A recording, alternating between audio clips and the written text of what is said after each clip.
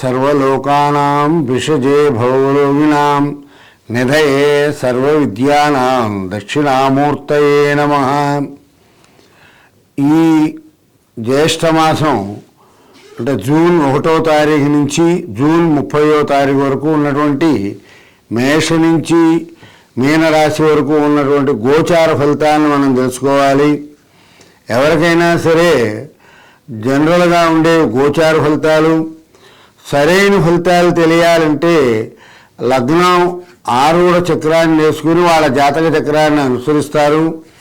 గోచార ఫలితాలు ఏమిటి అంటే మనకు స్పీడ్ బ్రేకర్ లాగా మనకు కలగబోయేటువంటి విధి విధానాలు తెలుసుకొని దాన్ని బట్టి జాగ్రత్త పడడానికి గోచార ఫలితాలు మనకి సహకరిస్తాయి.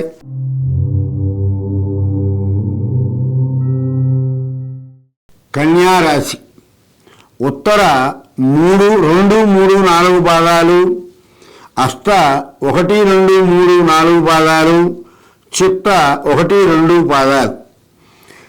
ఈ రాశివారు అందరికీ సహకరిస్తారు. ఆర్థిక విషయంలో అనవసరంగా ఖర్చులు పెట్టవలసి వస్తుంది.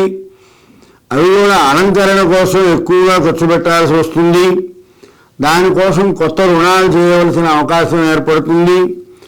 ఉద్యోగస్తులకి తోటివారి వలన విధి నిర్వహణలో కొంచెం మనస్పర్ధలు ఏర్పడే అవకాశం ఉంది. వ్యాపారస్తులకు అనుకూలమైన కాలం.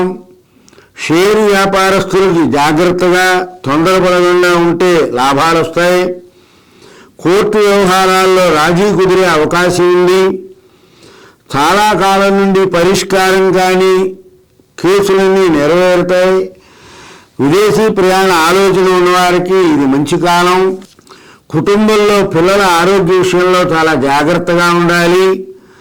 ఈ రాశి వారికి విజ్ఞాన వినోద కార్యక్రమాలకి ఖర్చు బాగా పెట్టే అవకాశం ఉంది. ఈ రాశి స్త్రీలు సంఘంలో మంచి పేరు ప్రతిష్టలు వస్తాయి. పనులను దీక్షతో పూర్తి చేస్తారు. ఎవరికి ఎటువంటి హామీలు ఉండవద్దు. ఈ ఉత్తర 2, 3, 4 పాదాల వారు లక్ష్మీ నృసింహ కరావలంబ స్తోత్రాన్ని పారాయణ చేస్తే చాలా మంచిది. అలాగే అష్టా నక్షత్రం వారు కనకదార స్తోత్రాన్ని పారాయణ చేయండి.